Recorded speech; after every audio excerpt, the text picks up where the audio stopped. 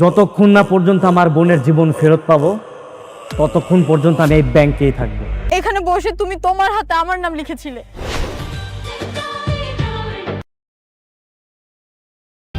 তুই টাকার লোভে অন্য আরেকজনের স্ত্রীকে বিয়ে করেছিলি? দেখেন ভাই সাহেব, আমি টাকা হাতে নিলেই বুঝি কোনটা আসল, কোনটা নকল আর কোনটা জাল। এই অশিক্ষিত মানুষের হাতে জাল টাকা ধরে দিয়েছিস, এই সাহস কে দিয়েছে তোদের? হ্যালো বন্ধুরা, আপনারা যারা কোটি টাকার গোলাম নাটকের 20 নাম্বার এপিসোড সম্পর্কে জানতে চান তারা অবশ্যই ভিডিওটা শুরু থেকে শেষ পর্যন্ত দেখবেন। তো 19 নাম্বার এপিসোড যারা দেখেছেন তারা তো খুব ভালোভাবে বিষয়টা ক্লিয়ারভাবে বুঝতে পেরেছেন।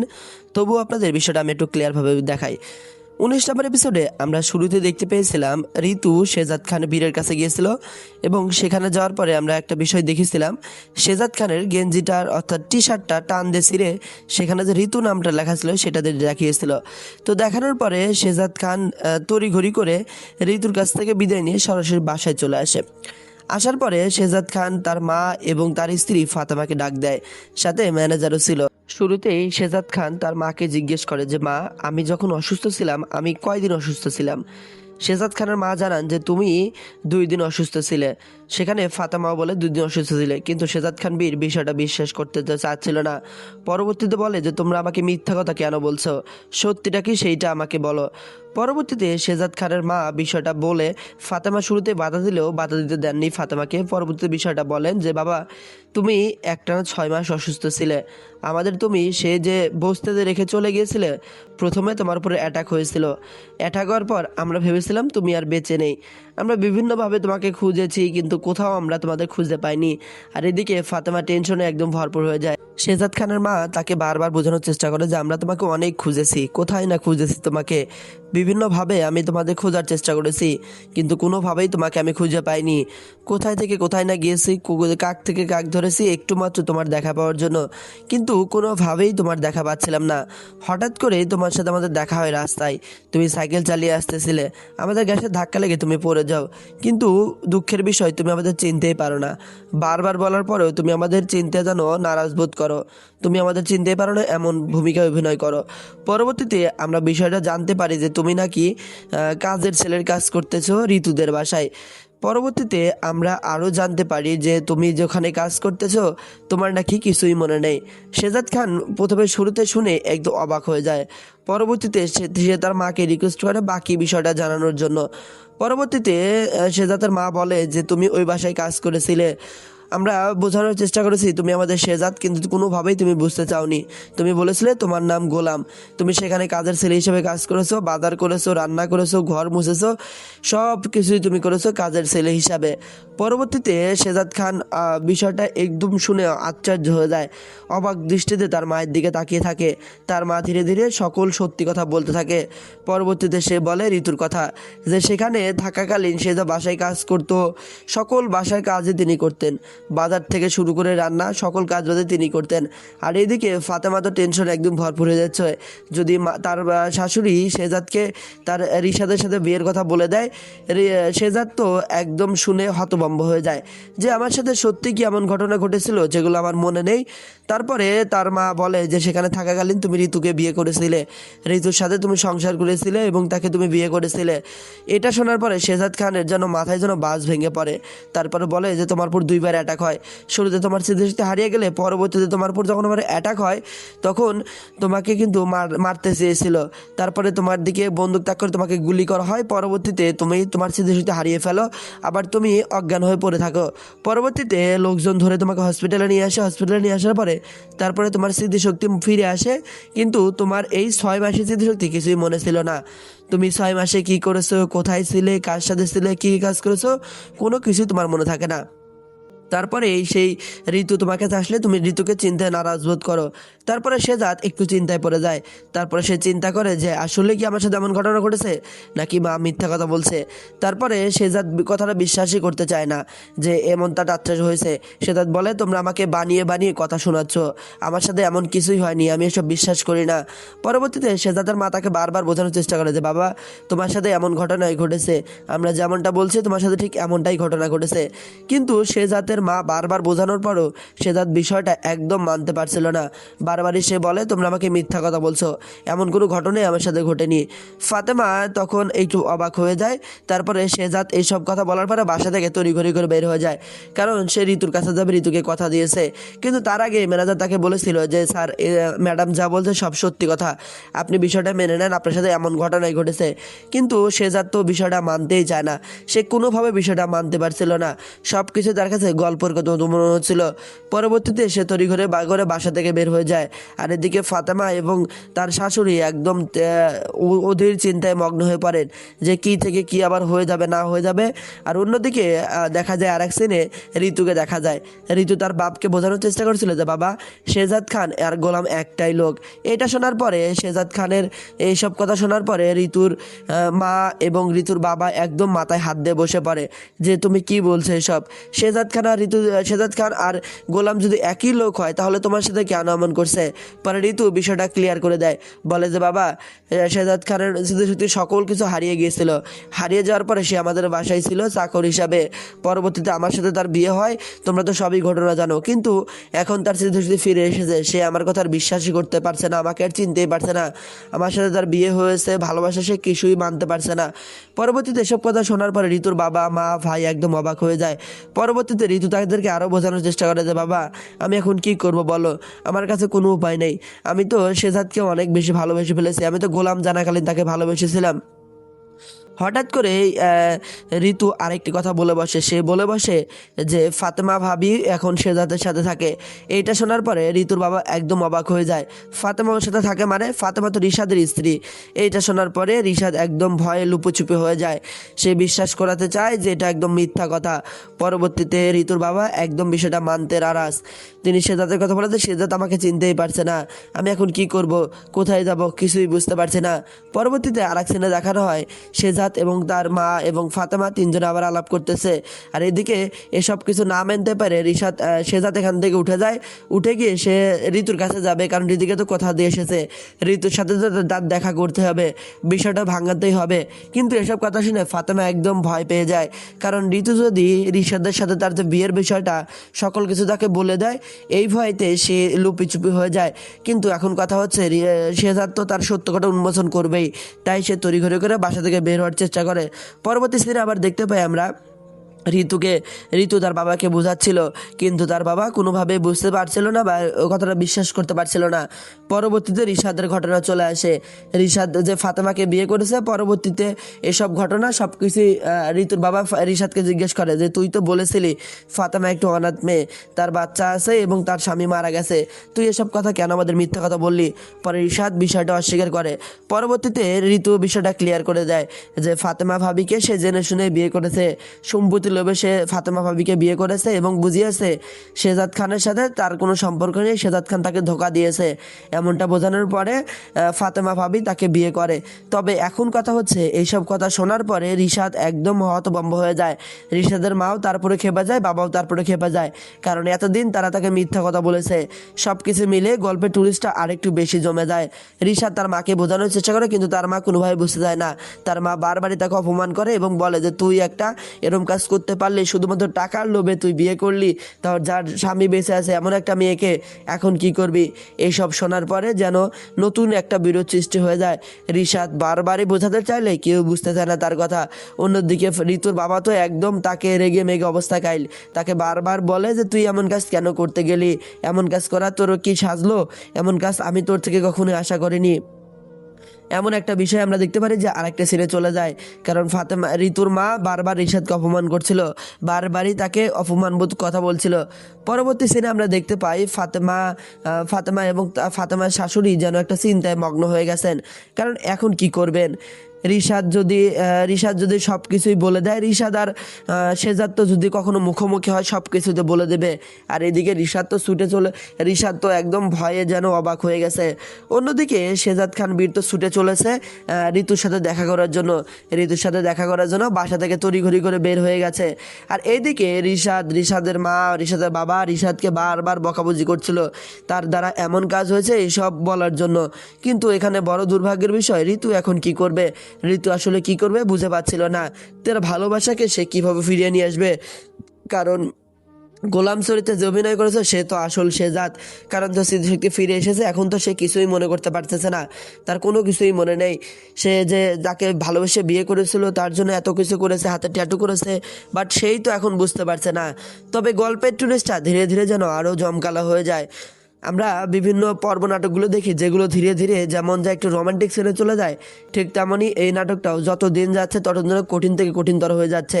তবে এখন কথা হচ্ছে, আপনারা 19 নাম্বার পর্ব যারা মিস করেছেন তাদেরকে বিষয়টা ক্লিয়ারলি বললাম, আরও বিষয়টা চলুন ম্যানুয়ালি জেনে নেওয়া যাক। এদিকে ঋতুর বাবা, মানে ফার্স্ট সিনে যেটা বললাম যে ঋতুর বাবা রিশাদ এসব কিছু কথোপকথন বলতেছে এবং শেজাদকে নিয়ে কথোপকথন বলতেছে, কিন্তু তার মাঝে কিন্তু আরেকটি নতুন পর্ব চলে আসে, অর্থাৎ নতুন পার্টে চলে যায়।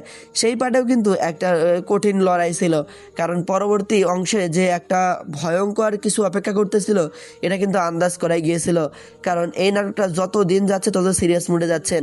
আর এইদিকে হঠাৎ করে রিশাদের উদ্দেশ্যে এবং ঋতুর উদ্দেশ্যে বাসা থেকে বের হয়েছেন শেজাদ খান বীর। প্রতিমধ্যে সে ভাবতে থাকে যে ফাতেমা এবং মা কি আমাকে মিথ্যা কথা বলছে, সব কিছু কি বানিয়ে বলছে, আর সব কিছু তো এত কিছু তো বানিয়ে বলা সম্ভব নয়। এই ভাবতে ভাবতে হঠাৎ করে একটা ফোন চলে আসে, আর ফোন কলে যখন আসে তখন ম্যানেজার শেজাদকে বলে, স্যার আপনার ফোন এসেছে। তখন শেজাদ বলে যে ফোন ধরে লাউডস্পিকারে দাও। পরবর্তীতে লাউডস্পিকারে দেখা যায় পরবর্তী পাশে একটা মানুষ কথা বলছে এবং বলছে যে আপনি যে একটা বোনের বিয়েতে আসার কথা ছিল আপনি আসবেন না। অর্থাৎ গত পার্টে আমরা দেখেছিলাম একটা মেয়েকে 5 লক্ষ টাকা দিয়েছিলেন বিয়ের জন্য, কিন্তু সেই বিয়েতে ছিল আজকেই, কিন্তু বিয়েতে যাবে বলে বাসা থেকে বের হয়নি, কারণ ঋতুর উদ্দেশ্যে বাসা থেকে বের হয়েছিল। তাই সে বলে যে আমি যেতে পারবো না, আমার একটা জরুরি কাজ পড়ে গেছে। পরবর্তীতে পাশে থাকা ছেলেটা বলে যে এখানে আসা না আসার প্রশ্ন না, মেয়েটা সুইসাইড করেছে। এইটা শোনার পরে রিশাদ তো একদম এইটা শোনার পরে শেজাদ খান বীর তো একদম অবাক হয়ে যায়, হঠাৎ করে কি এমন ঘটলো যার জন্য মেয়েটা আত্মহত্যা করতে গেল। পরবর্তী সিনে দেখতে পাই গাড়ি ঘুরিয়ে তারা বস্তির দিকে চলে যায়, বস্তিতে যাবে এবং সেখানে গিয়ে দেখবে আসলে ঘটনা কি। গাড়ির মধ্যে যাওয়ার পরে শেজাদের বারবার সেই কথা মনে পড়ছিল যে মেয়েটা তাকে ভাই ডেকেছিল এবং বলেছিল ভাই আমার বিয়েতে তুমি আসবে, আর শেজাদ তা করুণ চোখে তাকিয়ে দেখেছিল, মেয়েটাও করুণ চোখে দেখেছিল। তবে এখন কথা হচ্ছে তারা তো এই বাসার দিকে রওনা দিয়েছে বস্তির দিকে। মেয়েটার সেই হাসি যেন ভুলতেই পারছিল না শেজাদ, বারবার মেয়েটার হাসির কথা মনে হচ্ছিল, সে বারবারই চিন্তা করতেছিল কেন এমন ঘটনা ঘটলো। তারপরে তারা গাড়ি নিয়ে সরাসরি বস্তিতে চলে যায়। বস্তিতে যাওয়ার পরে এমন একটা ঘটনা অপেক্ষা করবে তারা হয়তো কল্পনাও করতে পেরেছিল না, হঠাৎ করে এমন ঘটনার মুখোমুখি হবে শেজাদ সেটা হয়তো কল্পনাও করতে পারেনি। তারপরে তারা বিভিন্ন বিষয় নিয়ে আলোচনা করে। পরবর্তীতে সিনে দেখা যায় যে গাড়ি ঘুরিয়ে তারা বস্তির পথে রওনা দেয়, কারণ শেজাদ খান তো বলেই দিয়েছে কারণ বস্তির দিকে যেতে হবে, সকল কাজ বন্ধ রেখে আগে সেই ঘটনা উন্মোচন করতে হবে মেয়েটা কেন আত্মহত্যা করতে গেল। তারপরে সে যেন মেয়েটার হাসিটা ভুলতেই পারছিল না, বারবার মেয়েটার কথা মনে পড়ছিল হঠাৎ করে মেয়েটা কেন সিদ্ধান্ত নিল, কারণ যখন তাকে চেক দেওয়া হয়েছিল মেয়েটা অনেক হাসি খুশি ছিল, হঠাৎ করে কেন এমন সিদ্ধান্ত নিল, বিষয়টাকে জানতে হবে। এইটা জানার জন্য তারা বস্তির দিকে রওনা দেয়। দেখতে দেখতে দেখা যায় বস্তিতে পৌঁছে যায় শেজাদ খান বীর এবং তার বাহিনীরা। তারপরে তারা বস্তিতে যাওয়ার পরে গাড়ি থেকে নেমে সেই বাসার দিকে রওনা দেয়। বাসাতে যাওয়ার পরে শুরু হয় আর এক কাহিনী, কারণ সেখানে তো লাশ রয়েছে এবং একজন আত্মহত্যা করেছে, আর সেটা শেজাদ খান বীরকে তো ভাই বলে ডেকেছিল ওই মেয়েটাই। গল্পের সিনটা যত দূর যাচ্ছে তত যেন আরও রোমান্টিক হয়ে যাচ্ছে। আমরা গল্পটা যত দেখছি মানে চোখ সরানো দেয় গল্প থেকে, একদম রোমান্টিক একটা গল্প। ফ্র্যাঙ্ক ইউটিউব চ্যানেল এত সুন্দর একটা নাটক আপলোড করেছে যেটা আসলে বলার মতো নয়। তারপর পরে সিনেমাটা দেখতে পাই শেজাদ সেই বস্তিতে পৌঁছে যায়। বস্তিতে যাওয়ার পরে বস্তির যে মেয়েটার বাবা হুট করে খাড়া হয়ে সে দেখে কান্না করতেছে। কান্না তার এই করুণ চোখ দেখে শেজাদ খান বীর যেন একটু মনে বেশি কষ্ট পেয়ে ফেলে। হঠাৎ করে কি এমন হলো যার কারণে মেয়েটা আত্মহত্যা করলো, তার সামনে লাশ, তার পাশে বাবাটা কাঁদছে, এটা যেন আর একটু বেশি ইমোশনাল ছিল। ইমোশনালটা যেন পিছু ছাড়ছিল না, একের পর ইমোশনাল যেন ভরপুর করে দিয়েছিল নাটকটাকে, চোখ সরানো দায় হয়ে গেছিল নাটক থেকে। তারপরে সিনে আমরা দেখতে পাই শেজাদ তার বাবাকে জিজ্ঞেস করে কি এমন ঘটলো যার কারণে এমনটা হয়ে গেল। তারপরে যে মেয়েটার বাবা অনেকক্ষণ চিন্তা ভাবনা করে তারপরে তাকে সব কিছু ধীরে ধীরে বলতে থাকে। তো এমন একটা সিন আসলে সামনে চলে আসবে শেজাদ খান বীর আসলে বুঝতেও পারেনি বোধহয়। হঠাৎ করে যে একটা মেয়েকে টাকা দিলেন বিয়ের জন্য, হাসি খুশিভাবে বিয়ে হবে এই জন্য টাকা দিলেন, কিন্তু এই বিয়েটা যে এত মৃত্যুপরী হবে এটা কে জানতো। তারপরে দেখা যায় যে মেয়েটার বাবা খাড়া হয়ে ধীরে ধীরে সব কথা বলতে থাকে, বলে যে আমার মৃত্যুর জন্য তুমি দায়ী, তোমার টাকার জন্য আমার মেয়েটা মারা গেছে। তারপরে শেহজাদ খান বীর তাকে বারবার বোঝানোর চেষ্টা করে যে আমি তো আপনার টাকা দিইনি, আপনাকে চেক দিয়েছি। কিন্তু গ্রামের সহজ সরল লোক হলে যেমনটা হয়, তিনি বারবার বুঝতে চায় না বিষয়টা, বারবারই বলে যে তুমি আমাকে জাল টাকা দিয়েছো, আর এই জাল টাকার জন্য আমার মেয়েটা আত্মহত্যা করেছে। তারপরে সে বলে যে আসল ঘটনা কি, আমাকে একটু খুলে বলুন, কেমনে কি হলো। পরে মেয়েটার বাবা বিষয়টা ধীরে ধীরে সব কিছুই বলতে থাকে, বলে যে আমি ব্যাংক থেকে টাকাগুলো তুলে আমার মেয়ের বিয়ের জন্য নিয়ে এসেছিলাম। নিয়ে আসার পরে যখন বিয়ের ঠিক আগ মুহূর্তে ছেলেপক্ষের লোকজন আমাকে বলেছিল যে বিয়েটার আগে পাওনা দানাটাকে পূরণ করতে হবে, তারপরে আমি টাকাগুলো নিয়ে তাদের হাতে তুলে দেই। কিন্তু এমন এক ঘটনা আমার সামনে চলে আসবে আমি হয়তো কল্পনাও করতে পারিনি। গ্রামের মূর্খ লোকেরা হলে যা হয়, তারা ব্যাংক থেকে টাকা তুলেছে, টাকাটা দেখে নেয়নি, এমন এক কাহিনী রয়েছে। তো এখানে কথা হচ্ছে চেক দিয়েছে, চেকের এগেনস্টে 5 লক্ষ টাকা দিয়েছে, সমস্ত টাকাই জাল টাকা। আর এতে নিশ্চয়ই কোনো রহস্য লুকিয়ে রয়েছে, যে রহস্যের জট খুলবে কিন্তু 20 নম্বর পর্বতে। 20 নম্বর পর্বতে এই রহস্যের আসল জট খুলবে, যে টাকাটা কিভাবে আসলো, ব্যাংক থেকে টাকা তোলার পরে কিভাবে টাকাগুলো জাল টাকা হয়ে গেল, এটা অবশ্যই আসবে পরের পার্টে। তারপরে সিনে দেখতে পাই টাকাগুলো চাওয়ার পরে টাকাগুলো সে মেয়েটার বাপ ছেলেটার বাবার কাছে দিয়ে দেয়, কিন্তু ছেলেটার বাবা এবং ছেলেটার দুলাভাই টাকাগুলো দেখতে থাকে। তো দেখতে দেখতেই দেখা যায় যে টাকাগুলো সারা হাসি মুখে গুনতে শুরু করে, কিন্তু কিছুক্ষণ পরে তাদের মুখটা মলিন হয়ে যায়, কারণ টাকাগুলো তো নকল টাকা ছিল। তারা দেখার পরে দেখে যে টাকাগুলো পুরোই নকল। তারপরে মেয়েটার বাবাকে বিভিন্নভাবে অপদস্থ করে শুরু করে, বিভিন্নভাবে অপমান করার চেষ্টা করে। তারপরেই দেখা যায় যে আরেকটি রোমান্টিক থেকে আনরোমান্টিক সিন তৈরি হয়ে যায়। একটা দেখা যায় যে হাসি খুশি জায়গাটা একদম যেন কান্নার রুল পড়ে যায়, এমন একটা ঘটনা। তারপরেই দেখো বলে যে এগুলো নকল টাকা। তাও মেয়েটার বাবা বারবার বোঝানোর চেষ্টা করে যে না, আপনি একটু ভালো করে দেখুন, আমি ব্যাংক থেকে টাকাগুলো তুলেছি, টাকাগুলো নকল হতেই পারে না। ছেলেটার বাবা বারবারই বলে যে দেখুন সাহেব, আমি টাকা হাতে নিলেই বুঝতে পারি কোনটা আসল কোনটা নকল টাকা। আপনি আমাদের নকল টাকা দিয়েছেন, আপনি আমাদের ধোকা দিয়েছেন, আর ধোকাবাজের মেয়ের সাথে কোনো বিয়ে হবে না, এমন একটা কথা বলবেন। তারপরে মেয়েটার বাবা বিভিন্নভাবে আকুতি করতে থাকে যে আপনারা ভুল বুঝে না, ভালো করে দেখুন টাকাগুলো ব্যাংক থেকে তুলেছি। অন্যদিকে মেয়েটা অবাক দৃষ্টিতে চেয়ে থাকে যে কী থেকে কী হয়ে গেল, আর এমনটা হওয়ার কথাও ছিল না। তারপরে ডেকোরেটরওয়ালাও বিভিন্নভাবে কথা শুনে বলে যে আমাকেও তো নকল টাকা দিয়েছে, নকল টাকা দিয়ে ডেকোরেটরের জিনিস নিয়েছে, আমাকে সমস্ত আসল টাকা দিতে হবে, এখনই টাকা পরিশোধ করতে হবে, এমন একটা চাপ সৃষ্টি করে। তারপরে ছেলে দেখা যায় যে ছেলেটা শুধু মানে যেটা বট ছিল, বটটা শুধু অবাক দৃষ্টিতে তাকিয়ে থাকে, কোনো কিছু বলে না, শুধু দেখতে থাকে। কিন্তু মজার সিনটা ওখানে মিশেই দুঃখ প্রকাশিত হয়। ডেকোরেটর টাকাটা একদম হুমকি দিয়ে বসে, টাকা এখনই দিতে হবে, আর সবগুলো অরিজিনাল টাকা দিতে হবে, নকল টাকা তারা নেবে না। মেয়েটার বাবা বারবার বোঝানোর চেষ্টা করলে কেউ বুঝতে চায় না বিষয়টা, সবাই শুধু অপমান করতে থাকে এবং টাকার জন্য নানা রকম কথা শোনাতে থাকে। এক পর্যায়ে দেখা যায় এটা যেন আরও একটু কষ্টের রোমান্টিক সিনে পরিণত হয়। মেয়েটার বাবা কান্না চোখে তাকে বোঝানোর চেষ্টা করলেও কেউ বুঝতে চায় না বিষয়টা। সবাই শুধু বলে যে এই টাকাটা নকল টাকা, আর নকল টাকা জালিয়াতির টাকার সাথে, যে জালিয়াতি করতে পারে তার সাথে কোনো সম্পর্ক হবে না, এই সব কথা বলতে থাকে। আর মেয়েটা তো অন্য দিক থেকে সব কিছু দেখতেছে, সব কিছু শুনতেছে, আর মনে মনে দুঃখ কষ্ট সবই পাচ্ছে। আমরা দেখতে পাই যে টাকাগুলোর জন্য ছেলের দুলাভাই মেয়েটার বাবাকে চর মেরে বসে, আর এতেই আরও যেন আবেগপূর্ণ হয়ে পড়ে সেই জায়গাটা। হঠাৎ করে মেয়েটা দৌড়ে চলে যায়। মেয়েটা ভাবে যে আমার জন্যই তো এত কিছু হলো, আমার জন্যই আমার বাবা এত অপমান অপদস্থ হলো, আমার জন্যই আমার বাবাকে মানুষের হাতে মার খেতে হলো, আমি এই জীবন রাখবো না।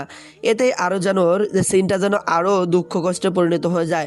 একের পর এক কষ্টের সিনটা যেন আর যেন থেমে থাকছিল না, যতক্ষণ যাচ্ছিল যেন দুঃখের সিনটা আরও বেড়েই চলেছিল। তারপরে মেয়েটা দেখে তার বাবাকে যখন চর মারে, সে দুঃখ কষ্ট সইতে না পেরে সরাসরি গিয়ে সে আত্মহত্যার পথটাই বেছে নেয়। সে বলে আমি এই জীবন রাখবো না, আমি আত্মহত্যা করব। আর এতেই গল্পের সিনটা যেন আরও একটু বেশি কষ্টদায়ক হয়ে পড়ে। মেয়েটা ঠিক সেই মুহূর্তে গিয়ে আত্মহত্যার পথই বেছে নেয়। আর এতে করে কিন্তু মেয়েটা সুইসাইড হিসাবে যে সিস্টেমটা হয়ে যায়, সুইসাইড করে ফেলে, এমনটাই হয়ে যায়।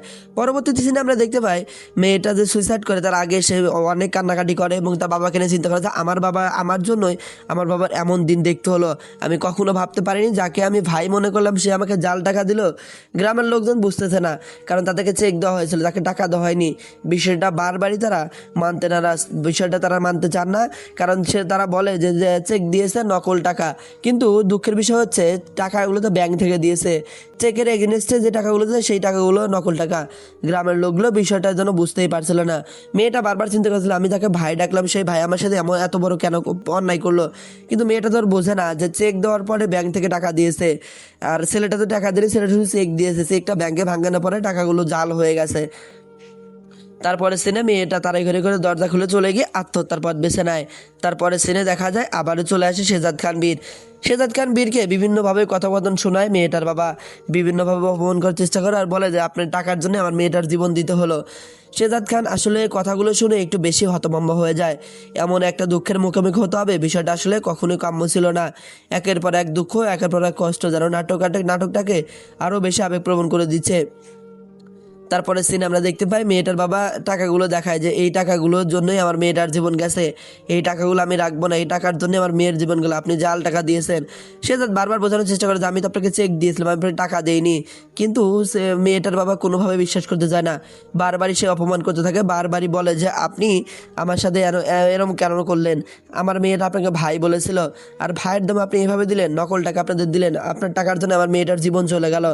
শেহজাদ খান আসলে কী বলবে ভেবে পাচ্ছিল না যে এমন একটা ঘটনার মুখোমুখি হতে হবে, সে বিষয়টা মানতেই পারছিল না, কেন এমন হলো আমার সাথে। তারপরে সিনে দেখতে পাই শেহজাদ যেতে চায়, কিন্তু পরে সিনে মেয়েটার বাবা তাকে আটকে দেয়, বলে যে আপনার টাকা আপনি নিয়ে যান, আপনার টাকা খরচ করিনি, আর খরচ করবো কেমনে, কারণ এগুলো তো সব কিছুই জাল টাকা, আর জাল টাকা খরচ করার তো কোনো প্রশ্নই আসে না, কেউ জাল টাকা নেয় না, নকল টাকা নেয় না। পরবর্তী সিনে আরও বেশি আকর্ষণ হয়। পরবর্তীতে মেয়েটার বাবা নানা রকম কান্দাকাটি করে। শেহজাদ খান বীর যখন ঘুরে চলে যেতে চায়, পরবর্তী তাকে ডাক দেওয়া হয়। ডাক দেওয়ার পরে টাকাগুলো তাকে ফেরত দেওয়া হয়, আর টাকাগুলো ফেরত নিয়ে তারপরে শেহজাদ খান বলে যে টাকাগুলো কই থেকে আনা হয়েছে। পরবর্তীতে ম্যানেজার বলে শেহজাদ খান জিজ্ঞেস করে যে চেক কোন ব্যাংকে ছিল। পরবর্তীতে ম্যানেজার বলে যে এটা তো সততা ব্যাংকের চেক ছিল। পরে যে কাজটি হয়, সবাই তড়িঘড়ি করে সততা ব্যাংকে চলে যাওয়ার সময় মেয়েটার বাবা টাকাগুলো সমস্ত টাকা ফিরিয়ে দেয়। শেহজাদ খান সমস্ত টাকায় ফিরিয়ে নেয়। ফিরিয়ে নেওয়ার পরে তারপরে হচ্ছে ব্যাংকের দিকে রওনা দেয়। আর ব্যাংকে যাওয়ার পরে বাজে আর এক বিপত্তি। সেখানে এমন একটা কাহিনী হবে হয়তো কেউ আসলে কাম্য বুঝতে পারেনি। আর সিনটা এমন জায়গায় ঠেকে যায় যেটা আসলে অনেকে হয়তো কল্পনাও করতে পারেনি। একটা নাটক যখন বেশি রোমান্টিক হয় তখন কিন্তু সেটা দেখতেই মন চায়। যত দিন যায় পার্ট বাই পার্ট আসে, এক একটা পার্টার জন্য অধীর আগ্রহে বসে থাকে সবাই। আর 20 নম্বর পার্টে এমন কিছু ঘটনা ঘটবে যেটা আসলে সবাই একটু অবাক হয়ে যাবে। দেখা যাবে ম্যানেজারকে জাল টাকা দেওয়ার পিছনে রিশাদ বা ফাতেমা রয়েছে, এমন একটা কাহিনী দেখা যাবে।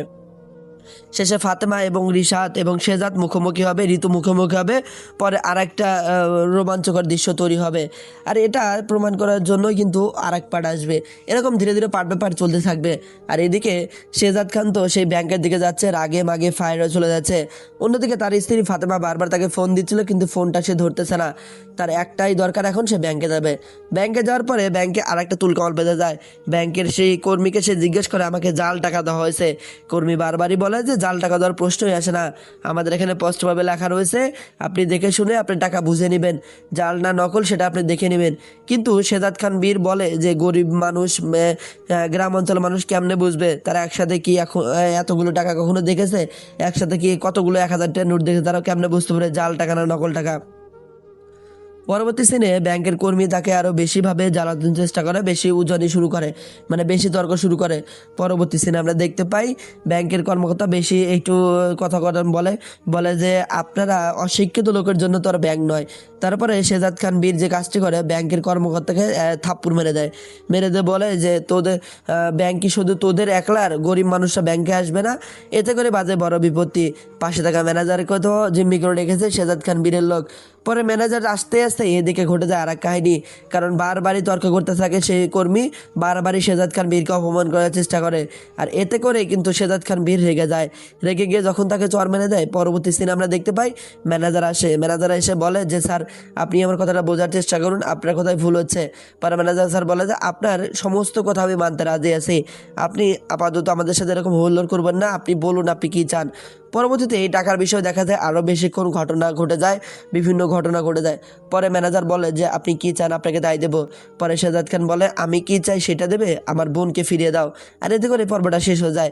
পরবর্তী পর্ব আমরা দেখতে পাবো আরও রোমান্টিক সিন। দেখা যাবে শেহজাদ খান বীর এই টাকার রহস্য খুঁজে বের করবে, আর টাকার পিছনে আসল কাহিনী কি সেটাও বের করবে। কে জাল টাকাগুলো দিল, কীভাবে জাল টাকাগুলো দিল, ম্যানেজারই একটা পর্যায়ে বলে দেবে। আর এতে করে কিন্তু নানা রকম আরেকটি নতুন পার্টের দৃশ্য চলে আসবে, আর তাতে করে শেষ হয়ে যাবে। আসলে রোমান্টিক নাটকগুলো এমনই হয়, বারবার নতুন নতুন পর্ব আসে, যে পর্বগুলো দেখার জন্য আকৃষ্ট হয়ে যায় প্রত্যেকে। তো বন্ধুরা, 19 নম্বর পর্বটা আপনাদের কাছে কেমন লেগেছে কমেন্টে জানান। 20 নম্বর পর্ব খুব তাড়াতাড়ি চলে আসবে। 20 নম্বর পর্ব দেখার পরে আমি 20 নম্বর পর্বের রিভিউ দেবো। ভিডিওটি ভালো লাগলে চ্যানেলটি সাবস্ক্রাইব করে পাশে থাকবেন। ভিডিওটি ভালো লাগলে ভিডিওতে লাইক দিন, কমেন্ট করুন, আপনার গুরুত্বপূর্ণ মন্তব্য জানিয়ে দিয়ে যাবেন অবশ্যই। দেখা হচ্ছে নতুন কোনো এপিসোডে। সে পর্যন্ত প্রত্যেকে সুস্থ থাকবেন, ভালো থাকবেন।